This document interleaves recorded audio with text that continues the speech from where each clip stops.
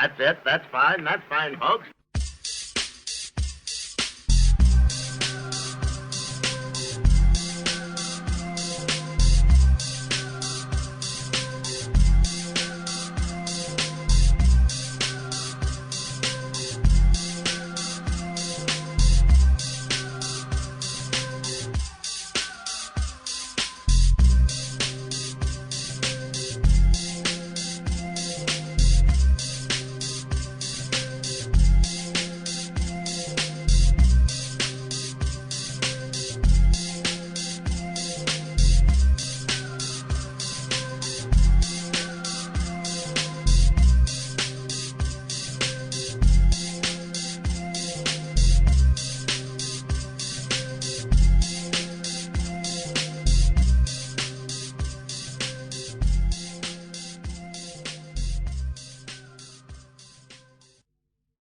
So this Gervonta Davis, Hector Garcia fight, how much they charging? $70 odd. He's not even the champion. Devin Haney is the champion. Let's not forget that. And then you're not the champion and you look at the odds. I don't gamble, but you have to put a stack load of money, obviously, if Tank is minus 1,400 favorite and Garcia is a plus 800. Jaron Ennis is a minus 4,000 against his opponent Karen. Minus 4,000. Rashidi, this one looks a little more even. He's minus 625 against Romain Villa. Demetrius Andrade, minus 1,600 against Demond Nicholson, who's a plus 900. So, they're the main fights on the card. I know you got Lamont and Anthony Peterson on the card. Damn, where they dig up them two from. But it's not very competitive. The main portion of the card is not that competitive, and you're charging $75? I was speaking to Chris Gaban, and he's not paying for it. I saw T Street doing a hangout. Looking at the video title, I don't think he's going into his pocket to pay for that. No. I think the American boxing fans have had it with these kind of pay-per-views. They've had it. And Tank is flying solo. Hot damn, you didn't know so. I tell you what, yeah? It's going to be interesting to see what numbers he does. And it's not until you arrive at these points in time and you look back and you can actually see the job that Floyd and Leonard did for Tank to even do pay-per-views that sell anything with the limited opposition he's been facing. And I've kind of missed being able to scream at the screen at Leonard. What the fuck you say that for, Leonard? Can't do that no more. Leonard took a lot of the heat of Tank. Floyd took a lot of the heat of Tank. Floyd brought a lot of visibility to Tank, and they're not there now. You might find the public none too forgiving from now. If you ain't got someone to put some spin on the narrative of the weak opposition he's facing. If he wins this, he better make that Garcia fight. Better make it. He'll be fighting Devin, Shakur, Loma. Training wheels are off. Hector Garcia doesn't have standout one punch power. Solid puncher, not much of a back foot game, and I can list what he can do and what he can't do. He's a good body puncher. He's not willing to concede the ring center. I can list all that. But this is more about strategy when you're fighting Tank Davis. It's about strategizing. Hector likes letting his hands go. It's alright letting your hands go against Chris Colbert and other opponents.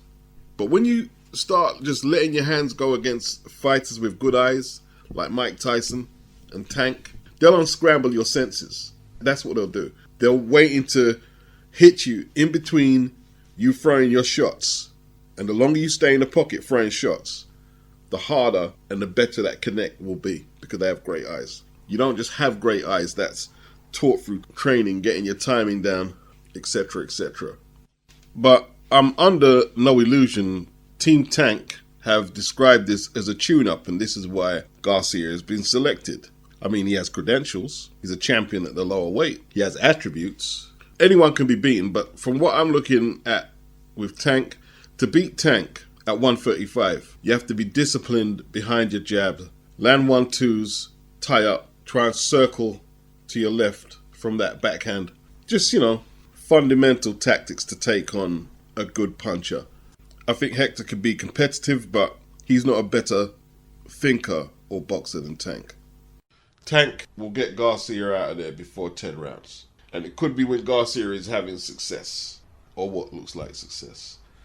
Tank will land one of his counter punches, and it'll be good night Vienna. Susan Bazorgi is earning her money, legal counsel for Tank Davis.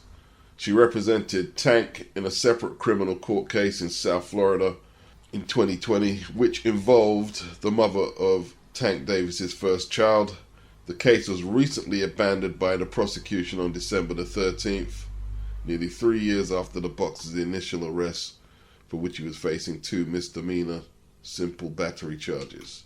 Now, I guess she's on retainer for this latest incident, where Diana Poso, the mother of Devanta's daughter, filed charges of domestic abuse on Tank Davis. She's since withdrawn the charges. And let me just say this. There are a lot of people in the world who enjoy the illusion of thinking, oh, everybody's hating on me. Not everybody's hating on you when they're telling you, wagwan. You were celebrating like you won some major tournament, won the World Cup, or you won the lottery, or a baby was just being born into the world. You were celebrating when the girl withdrew the charges. Well, Tank still has to enter a not guilty plea, and the case is still active. The prosecutor is ready to present its case in court. The police report notes, and it's not going to note it unless there's evidence there, that an alleged act caused an abrasion on the inside of the alleged victim's right lip. They're only going to note an abrasion on her lip if they see the abrasion on her lip. And then they will photograph the injured lip. And that has to be explained how she got that. So there's still a case and questions have to be asked and answered. And his rap sheet is getting bigger and bigger. Because, okay, you don't go to jail for this one. But when do we get to the point where it's a case with no smoke without fire? Celebrating Tank's girlfriend withdrawing the charges was the wrong reaction from a lot of people online going, nah, nah, nah. You know, that was very immature. It's very immature. Condemning Tank is not what I'm suggesting. I wasn't there. But celebrating was immature. Was very immature. This is a serious situation. Those closest to Tank and those who believe Tank represents them in some way have to let Tank know he has a responsibility as a public figure and just a human being in general to try and put his best foot forward every time. But what did Tank do when the girl withdrew the charges? Oh, I'm going to slap everybody who had some shit to say. Wrong response, Tank. Wrong. And even if it's a joke, it's wrong. Courts don't deal with comedy and humor and jokes. It's wrong. Use language to diffuse bad situations. Good words. Pick your words like you pick your punches. I'm not devoid of human emotion. I know why you celebrated. But don't push it out there in people's faces. Because there's important people to see that.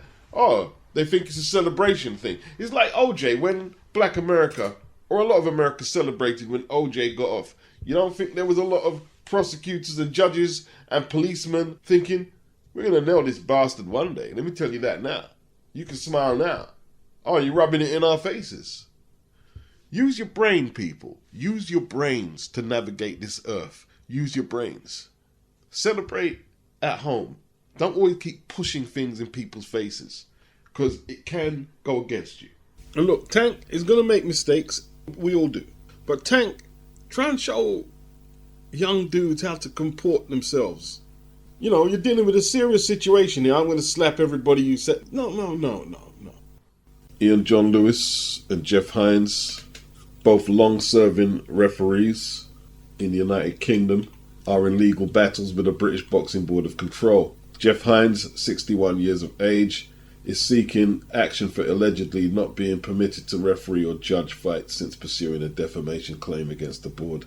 The defamation claim from Jeff HINDS, which started in 2020, is regarding a hearing called by the British Boxing Board of Control after a fellow referee complained about Jeff HINDS' behaviour. The case about his behaviour was dismissed, but it is believed HINDS is contesting the board's written conclusion of the hearing, as there were parts he felt were unfair.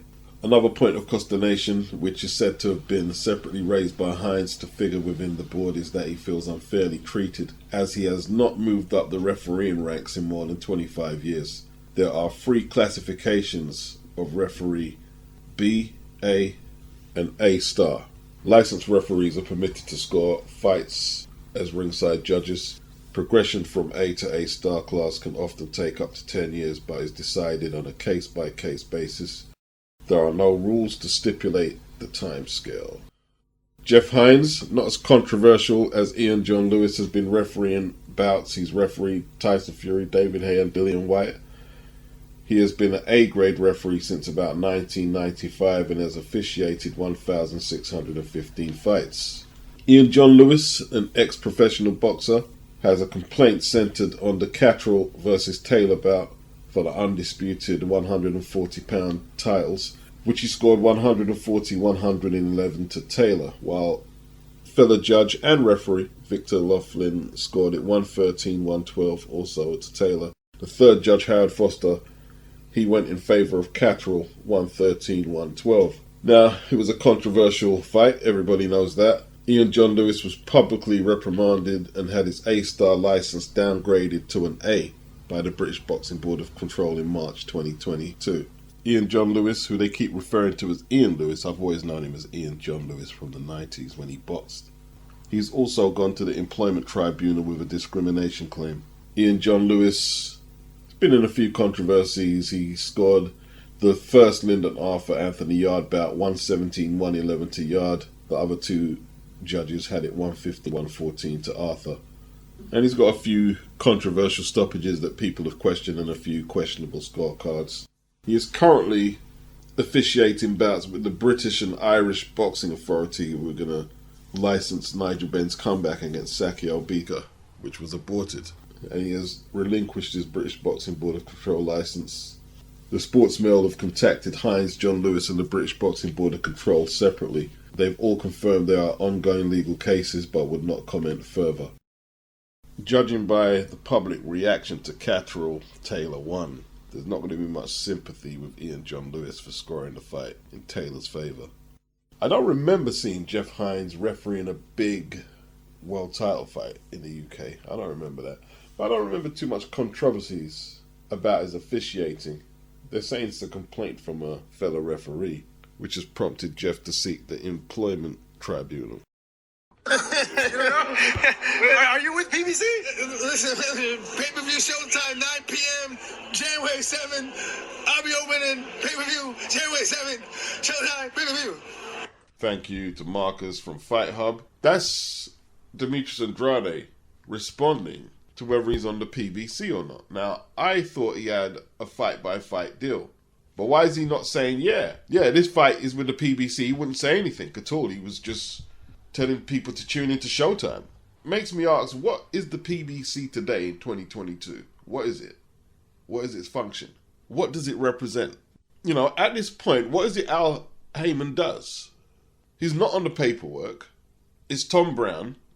It's Samson Laukowitz. What is Al Heyman's role to put these fights on Showtime? He clearly has an issue, if that's the right word, saying that he's fighting under the PBC banner. But why? Why isn't he saying, thank you, Al Heyman, and then thank you, God After? Like them other PBC buds. I don't know. Is he on the PBC? Maybe he doesn't need to go through Al Heyman to get these fights at Showtime. I mean, Boots is on the undercard. They say he's not PBC, he's with Tom Brown. Might be some grey areas there. We'll discuss this again, I'm quite sure. David Haye, former Unified Cruiserweight Champion, and I believe interim WBA Heavyweight Champion, is in a throuple. And it's not an old devil's threesome, you know what I mean? So respect to David Haye. He's in a throuple. I thought it was just a threesome though. With Una Healy, an Irish singer, and his model girlfriend, Cyan Osborne. Well, Tyson Fury can give up on calling out David Haye. Called him out the other week. And if old school trainers are right and sex is bad for the legs, the way David's going at it, the last thing he needs in the ring right now. Man needs a Guinness Stout or a VIAGRA. Eventually, he's been on top for so long, and my man's 1,000 miles an hour. I rate him. But I just think, how long can he keep it up for? But as long as that's my opinion of why I think he's the best promoter in the world, because this guy has gone worldwide. He's not just gone national, he's gone international. From Australia to Mexico to the States, or all over the place. How many people do that? How often do you see Frank do that? How often do you see Ben do that? Johnny's actually been pretty critical of Eddie for the handling of the Conor Ben case. He's defended Sky and Ben Shalom when they've approached certain Matchroom fighters legally or illegally. And that's understandable. That's where he works. So why would he come out and say Eddie Hearn was the best promoter for 2022? Why would he say that? And like he said, he's not getting no job there. There's no incentive for him to do that. None at all. Well, the truth is, Danny Flexen mentioned Khan and Brook. But what other big events did Sky put on, aside from that?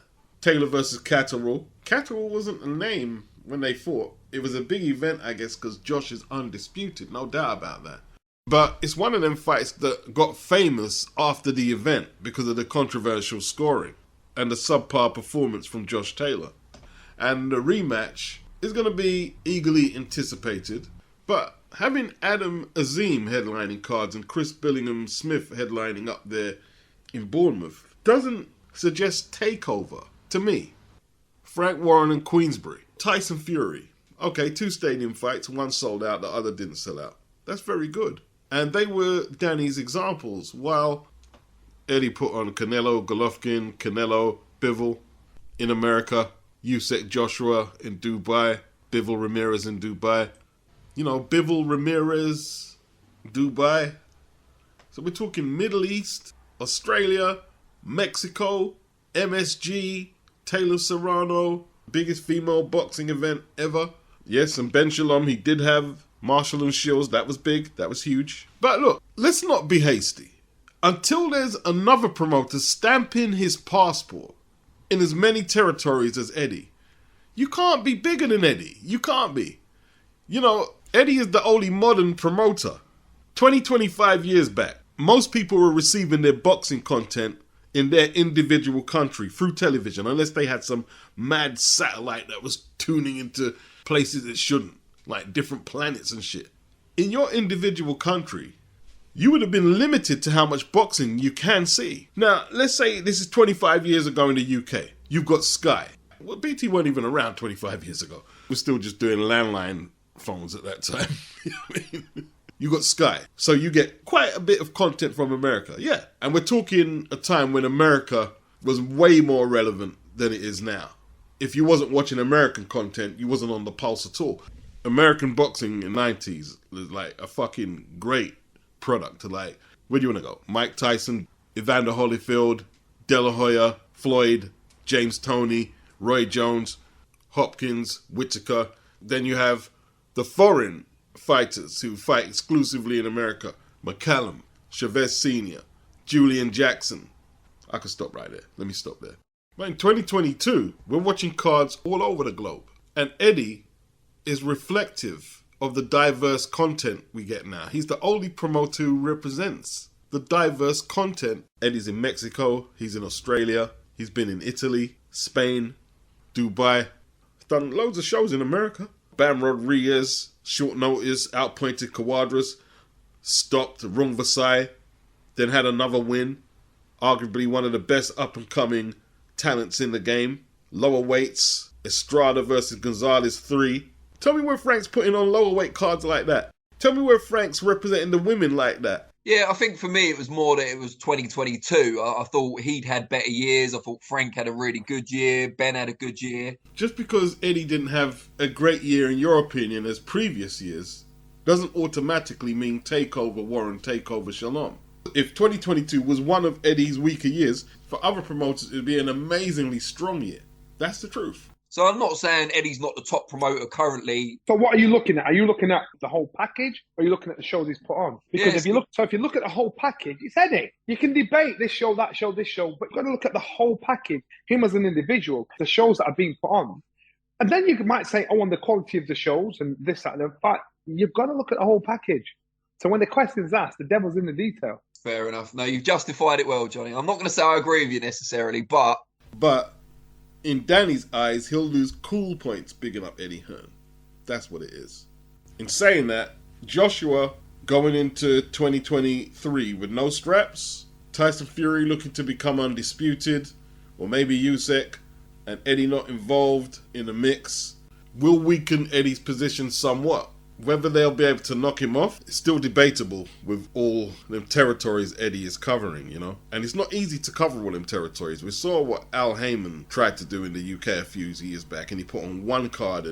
But yeah, with Joshua out of the title picture, at least for the first half of the year, probably the whole year actually. I've heard talk about Joshua fighting Fury or whatever, but there's more than likely going to be rematch clauses involved between Fury and Usyk if it happens. That's going to tie them up for the whole year. They're not going to fight 3 times a year. They'll fight twice for the year. Unless somebody conclusively wins the first fight and puts the other out of commission. Eddie could be getting a little desperate. He did get desperate. I'm sure he spoke to the IBF last year about making Filip Hrgović the mandatory for Usyk's IBF belt. Trying to put a little spanner in the Usyk-Fury negotiations. Tried to keep Matchroom's name in it. He knows that won't be a popular decision. He knows that. He knows he'll have to back down. From what I remember, the people in Dubai had a word with him about that. You know he ain't going to fuck up that money there. Hrgović will take his step aside, and that'll be that. Matchroom will not be involved in the heavyweight title for 2023, more than likely. Although boxing is unpredictable, anything can happen. Yes, Eddie will be biting his nails down to the cuticle. And so he should. Ben Shalom and Frank Warren should be pushing Eddie. And it's about time. And it's not semantics. We're going to move on in a minute. It's not semantics. It's people not framing the situation correctly. Is Eddie as popular as he was in 2017, 2018? No. That don't mean that he's not the top guy, though. And I think people confuse that when they get in that emotional state on the debate. But let's move on. There's been a few rumors on Twitter that PROBELLUM may cease operations. None of the big boxing websites have any information on it, so it could be just a rumor. You know, they're never going to be able to wash their hands from a certain rogue element, and that's their problem, I guess. Streaming cards on fights or on their own website. And when they lost that Euro Sport deal last year, that was a big, big blow. Big blow. Big blow. Remember how much fighters they were signing when they started? It was like every week they were signing somebody, and then they lost the Euro Sport deal. It slowed down somewhat. They still got champions though there, like Sonny Edwards, Regis Progress, and Stanionis as a interim belt. If they go out of business, they got some big players there. Jalalov will find one of the main promoters over here or across the pond very easily. I would imagine Regis Progress will as well. Sonny Edwards will find a home in the UK, no problem at all. Stanionis, he'll be good. I think most of their top fighters will find a home, if that's what's happening. Not that I'm dying for there to be more news on this, you know what I mean? Like, I don't want to see nobody's business fall apart, but if anyone in the comment section has got any information, a link to perhaps substantiate some of these rumors, let me know.